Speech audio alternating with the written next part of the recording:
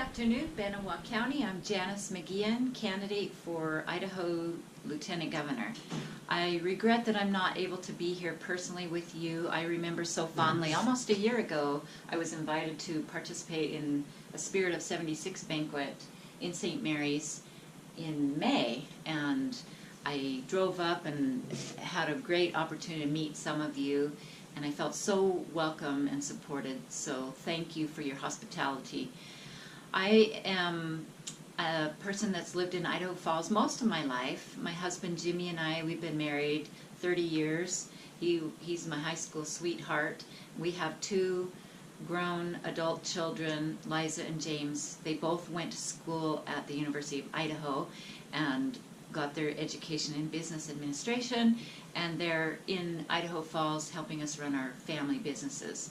And that's what we are. We're small business owners. We try to provide opportunities for multiple families in Idaho, and for the reason and for the purpose of keeping people in Idaho and give them good paying jobs so that they can stay in Idaho and be productive.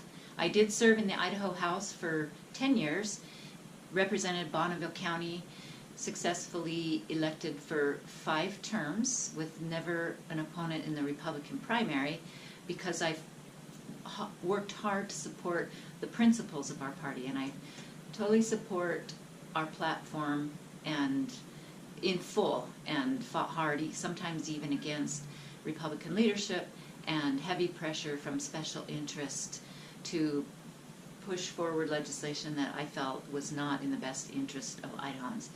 As the chair of the Committee on Health Care, my final year, we were able to successfully prevent the implementation of Obamacare in Idaho, and this is a copy of the law that I printed out for all of my committee members, and we read the law.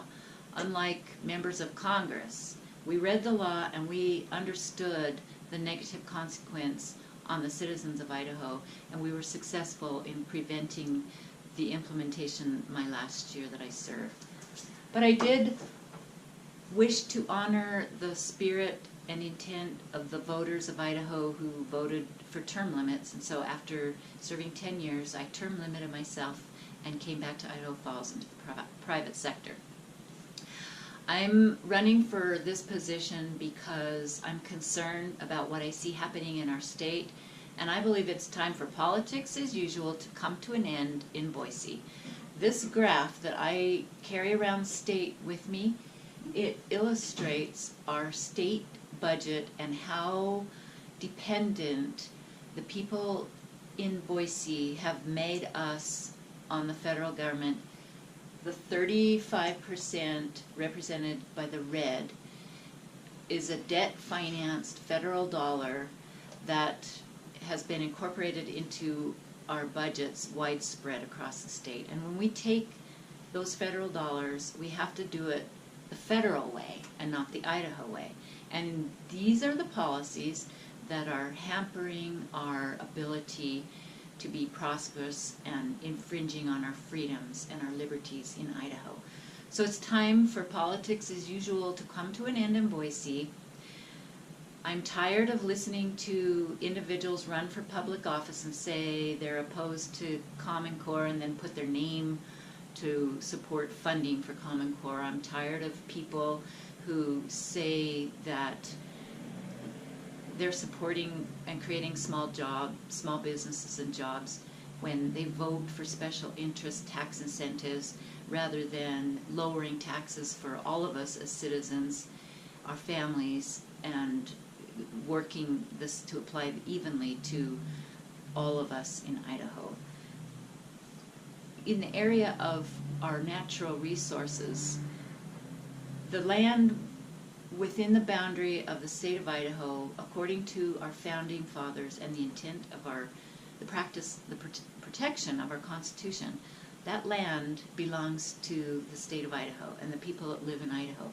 We've been being robbed of our ability to provide for our families and our kids because the federal government is no longer allowing us to responsibly manage the timber in our lands. We're the only country in the world that we hug our trees, let them burn, and then watch them float down the river. We have precious resources in this part of the state that are not being mined, and families that have relied for decades on the grazing ability on the lands is being restricted. And this is really hurting our rural communities, and we're not able to properly fund our schools. So it's time for us to push back against this inclusive federal policy and start reclaiming our sovereignty of our state and begin to reclaim our opportunity and take Idaho from being 49th worst in the measure of per capita personal income to increase that productivity and give greater chances for our kids to stay in Idaho and be able to have good paying jobs. This is what I want to do. I want to work with so many good people around the state to free us up, work hard to find new solutions, the Idaho way and not the federal way. And for these reasons, I'm running for this position, and I respectfully and humbly ask for your vote on May 15th to become your next Lieutenant Governor.